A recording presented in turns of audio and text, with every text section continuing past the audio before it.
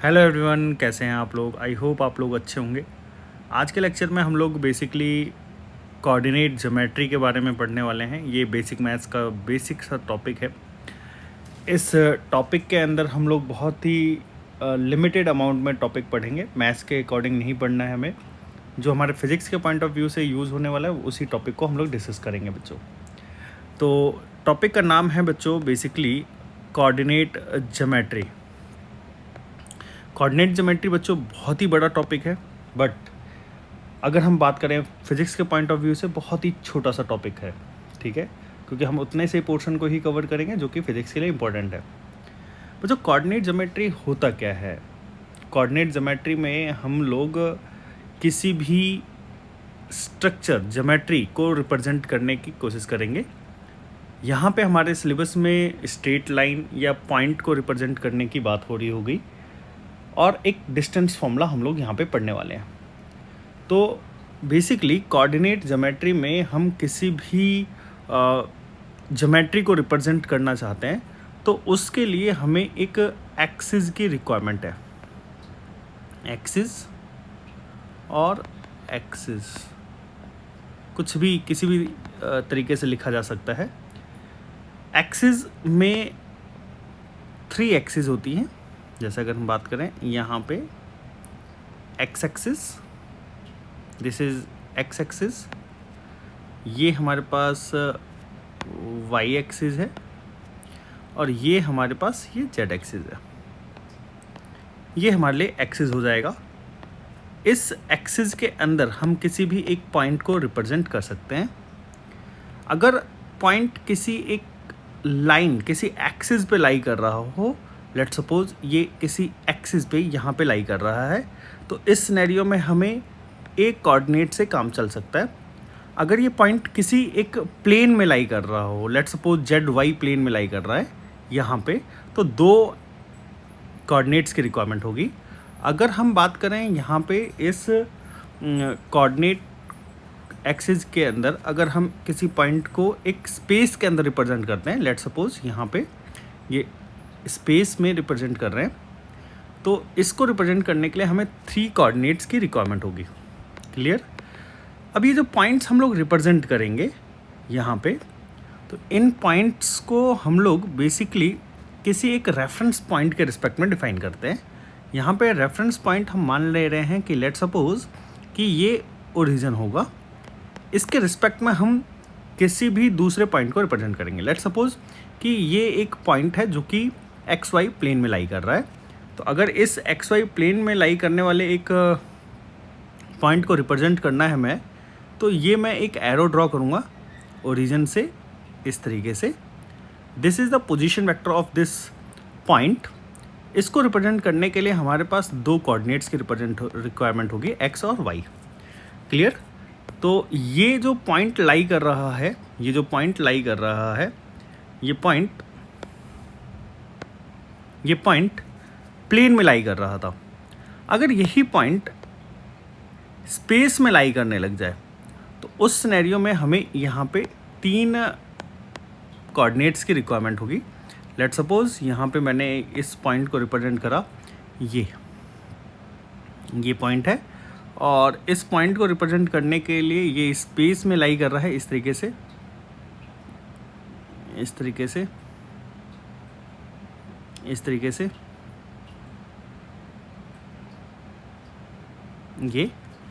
ये पॉइंट जो है ये बाहर निकला हुआ है, मतलब कि 3 डायमेंशन में एग्जिस्ट कर रहा है। तो इसको रिप्रेजेंट करने के लिए हमें 3 कोऑर्डिनेट्स की रिक्वायरमेंट होगी, X Y and Z. Clear? तो ऐसे ही अगर हमें कोई स्ट्रक्चर ड्रॉ करना है तो हम उसको भी ड्रॉ कर सकते हैं एक्स वाई एक्सिस या जेड एक्सिस के अंदर, या किसी भी इस कोऑर्डिनेट एक्सिस के अंदर। नाउ अगर हम बात करते हैं एक प्लेन के अंदर, point representation in a plane, position of a point in a plane. अगर हम किसी प्लेन में रिप्रेजेंट करना चाहते हैं इसको, तो मैं यहाँ पे कोऑर्डिनेट एक्सिस को रिप्रेजेंट कर देता हूँ सबसे पहले। ये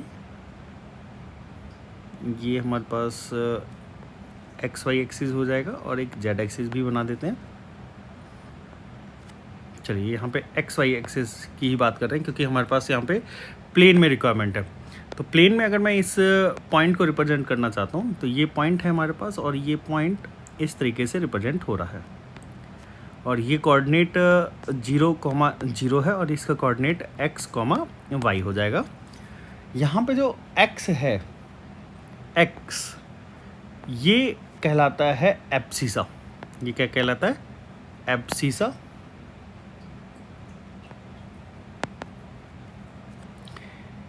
एब्सिसा होता क्या है? एब्सिसा बच्चों distance of this point, distance of point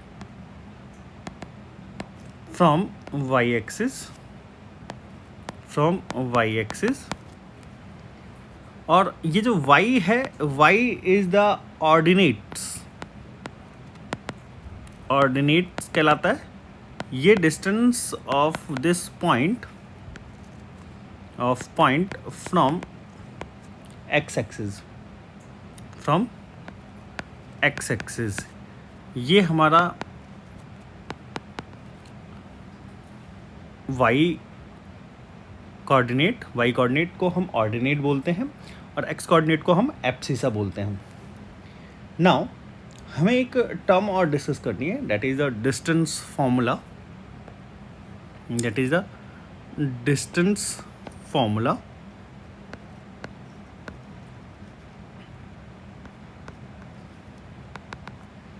distance formula, एक मिनट मैं इसको ड्रॉप कर लेता हूँ, थोड़ा सा सही सा हो जाएगा। डिस्टेंस फॉर्मूला, अगर मैं किन्हीं दो पॉइंट के बीच का डिस्टेंस निकालना चाहता हूँ तो ये आप लोगों ने 10th क्लास में भी पढ़ रखा होगा बच्चों। ये x और ये y, यहाँ पे एक पॉइंट और ये एक दूसरा पॉइंट है। ये जो कोऑर्डिनेट है ये है x1, y1, ये x2, y2 है। इन दोनों पॉइंट के बीच का जो गैप है, this gap, this is the distance. ये डिस्टेंस हम लोगों ने d डिस्टेंस से रिप्रेजेंट कर दिया।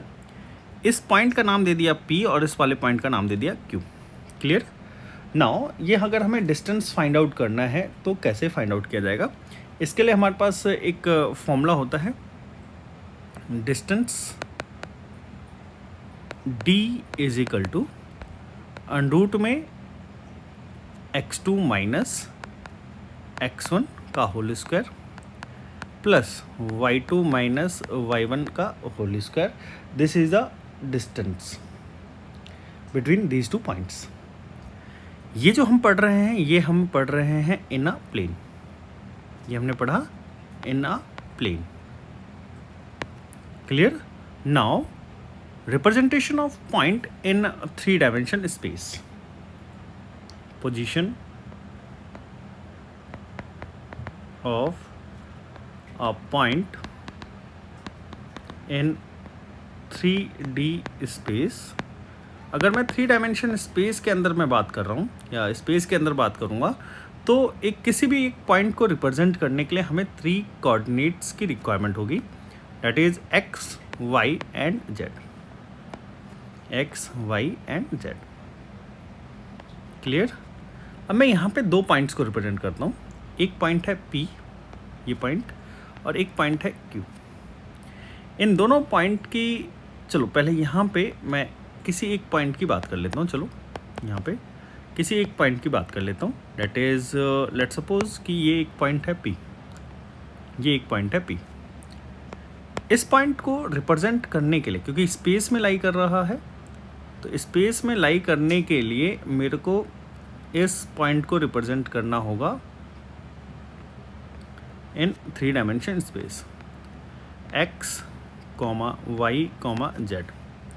नाउ अगर मेरे को 2 पॉइंट के बीच में डिस्टेंस फाइंड आउट करना है और दोनों पॉइंट किसी स्पेस में लाई कर रहे हैं, 3D स्पेस में लाई कर रहे हैं, तो मैं यहाँ पे इन दो पॉइंट को रिप्रेजेंट करता हूँ. Let's suppose this is x, this is y, and this is z axis. This is z axis.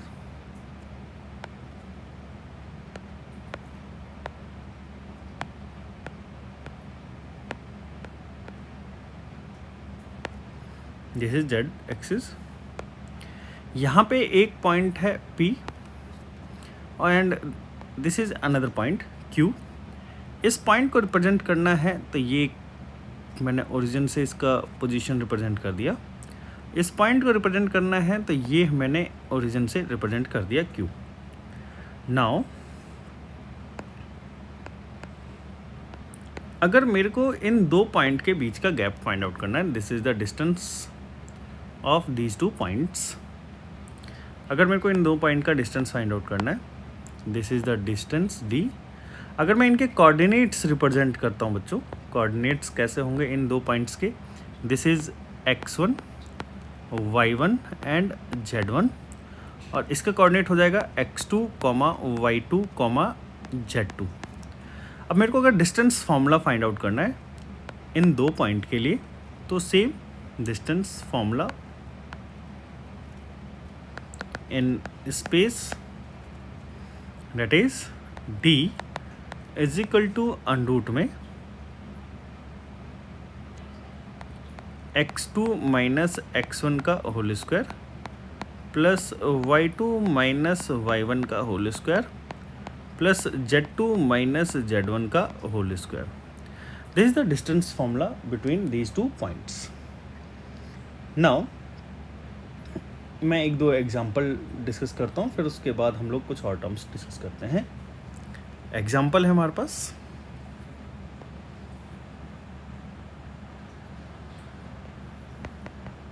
Example है फाइंड डिस्टेंस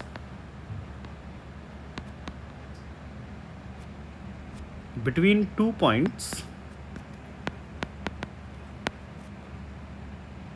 ए का कोऑर्डिनेट दिया गया है 1, 2, 5 एंड बी का जो कोऑर्डिनेट दिया गया है वो है 3, 4, 6. ये दो कोऑर्डिनेट दिए गए हैं और इनका डिस्टेंस फार्मूला फाइंड आउट करना है. तो अगर मेरे को डिस्टेंस फाइंड आउट करना है बच्चों, तो मैं डिस्टेंस डी सिंबल से रिप्रेजेंट कर देता हूँ. यहाँ पे x2 जो हो जाएगा वो हो जाएगा 3 माइनस, यहाँ पे पहले फॉर्मूला लिख देता हूँ. चलो, x2 कोऑर्डिनेट माइनस x1 का whole square plus y2 minus y1 का whole square plus z2 minus z1 का होल स्क्वायर. जब मैं इसको सॉल्व करता हूँ तो यहाँ पे x2 की वैल्यू हो जाएगी 3 माइनस x1 का वैल्यू हो जाएगा 1, y2 की वैल्यू हो जाएगी 4 माइनस y1 की वैल्यू हो जाएगी 2, z2 की वैल्यू हो जाएगी 6 माइनस 5 का होल स्क्वायर. तो अगर मैं इसको फर्दर सॉल्व करता हूँ तो ये हो जाएगा 4 प्लस 1 का स्क्वायर, डेट इज अंडरूट में 9 और इसकी वैल्यू हो जाएगी हमारे पास 3. Clear. Now next question discuss करते हैं. बच्चों, क्वेश्चन है हमारे पास, find possible values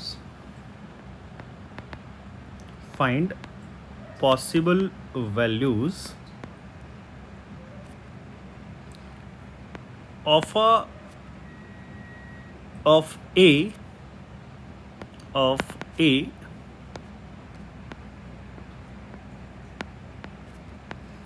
if distance between points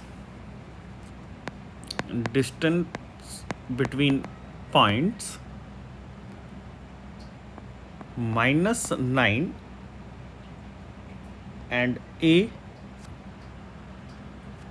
and 3, 3, all these values are in centimetre. Coordinate जो है वो सेंटीमीटर में है. इन centimetre is 13 centimetre. Now solution हम लोग देखते हैं बच्चों।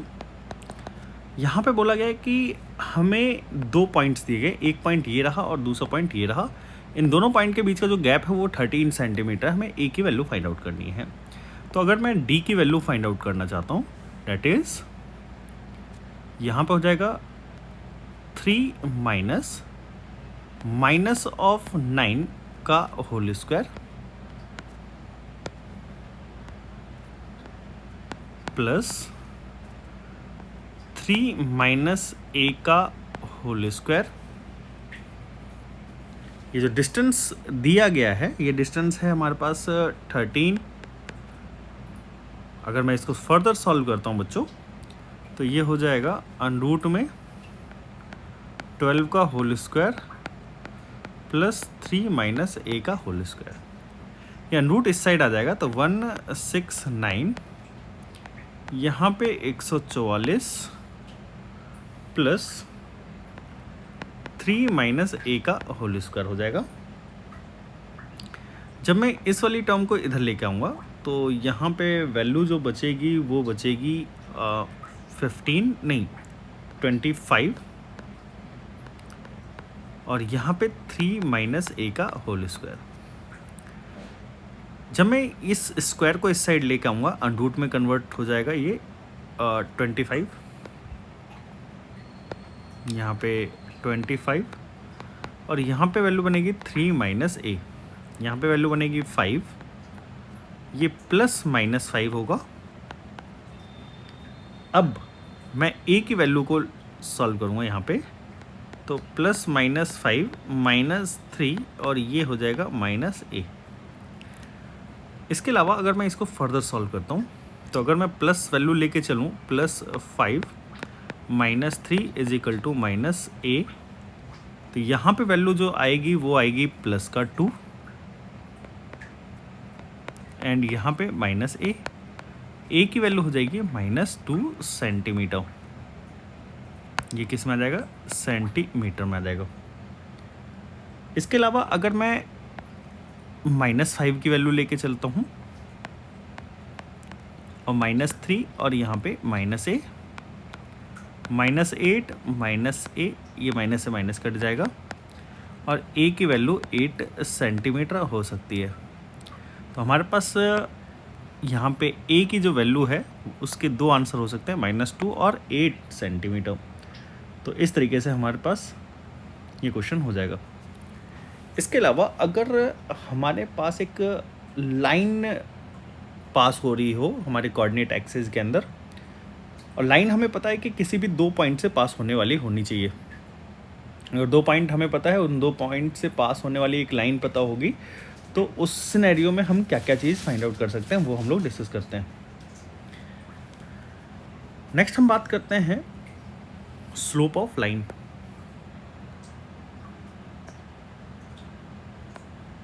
Slope of line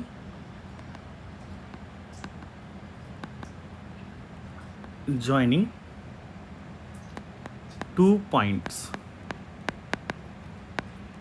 line joining between 2 points। यहाँ पे अगर मैं एक कोऑर्डिनेट एक्सिस बनाऊं, ये कोऑर्डिनेट एक्सिस है, ये x, ये y,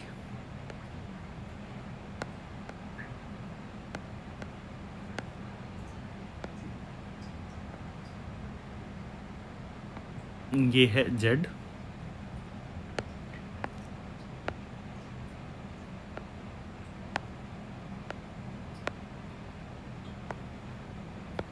ठीक है। यहाँ पे 2 पॉइंट्स मैंने ड्रॉ करे। एक पॉइंट है, ये है P और दूसरा पॉइंट है ये Q। इन दोनों पॉइंट से पास होने वाली एक लाइन मैंने ड्रॉ करी। इन 2 पॉइंट्स को थोड़ा सा मैं इधर शिफ्ट कर लेता हूँ, इधर ये शिफ्ट कर लेता हूँ। क्लियर? नाउ अगर मैं एक लाइन ड्रॉ करता हूँ इन दोनों पॉइंट से पास होने वाली, ये एक लाइन पास हो रही है। इस P पॉइंट के जो कोऑर्डिनेट हैं वो हैं x1, y1 and Q point के कोऑर्डिनेट जो हैं वो हैं x2, y2। अब मैं अगर इन 2 पॉइंट से पास होने वाली लाइन अगर हम ड्रॉ करते हैं तो इस सिनेरियो में हम इस लाइन का स्लोप फाइंड आउट कर सकते हैं। इक्वेशन भी हम फाइंड आउट कर सकते हैं, बट इक्वेशन हम लोग जब स्ट्रेट लाइन पढ़ रहे होंगे तो मैं वहाँ पे डिस्कस कर दूँगा और वहाँ पे मैं ये स्लोप वाला फॉर्मूला भी डिस्कस करूँगा। यहाँ पे अगर आप देखें तो ये वाली लाइन जो कोऑर्डिनेट एक्सिस के साथ एक्स एक्सिस के साथ थीटा एंगल बना रही है, this is the theta angle. तो ये जो tan थीटा एंगल होगा, ये थीटा अगर मैं इसका tan थीटा फाइंड आउट कर दूं तो यही हमें स्लोप बताएगा। This is the slope of line, slope of line. अब मैं ये थीटा कैसे फाइंड आउट करूँगा उस चीज़ के बारे में हम लोग डिस्कशन करते हैं। यहाँ पे मैं इस पॉइंट को थोड़ा सा मैं यहाँ पे से इधर मूव करा देता हूँ। ये पॉइंट अगर आप ध्यान से देखें तो एक्स कोऑर्डिनेट कुछ, एक लाइन मैंने ये ड्रॉ कर दी और एक लाइन मैंने ये ड्रॉ कर ली। अगर आप ध्यान से देखें तो बच्चों ये वाली जो लाइन है, ये वाली लाइन अगर आप ध्यान से देखें, ये वाली line, this line becomes y2 minus y1, ये वाली लाइन। और ये वाली लाइन अगर मैं बात करूं तो ये बनेगा x2 माइनस x1। क्लियर? अगर मैं ये थीटा एंगल हमारे पास बन रहा है तो ये वाला एंगल भी थीटा होगा। तो ये थीटा एंगल मैं ड्रॉ कर देता हूँ, this is the theta angle, ये सेम एंगल बन रहा होगा। तो tan थीटा अगर मैं फाइंड आउट करता हूँ इस ट्रायंगल से तो ये tan थीटा बनेगा y2 माइनस y1 अपॉन में x2 minus x1, and this tan theta will tell us about the slope of line, slope of line। Clear? तो अगर हमारे पास इस पे बेस्ड एक इलस्ट्रेशन की बात कर लेते हैं तो आप लोगों को क्वेश्चन समझ में आ जाएगा। क्वेश्चन है हमारे पास, find slope of a line passing through points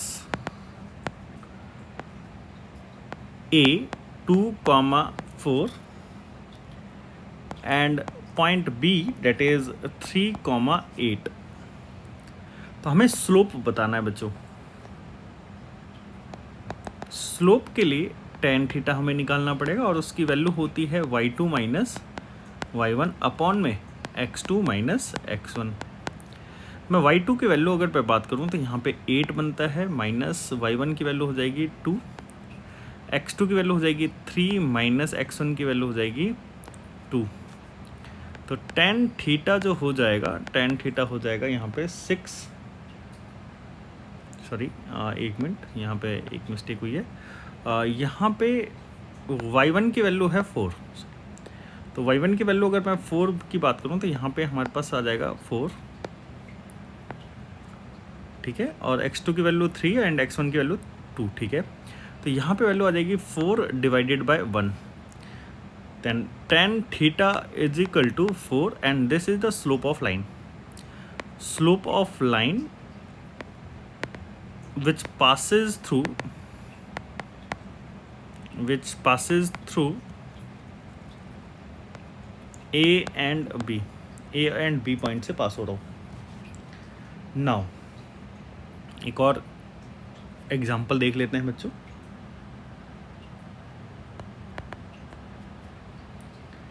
calculate the slope of the shown line and its angle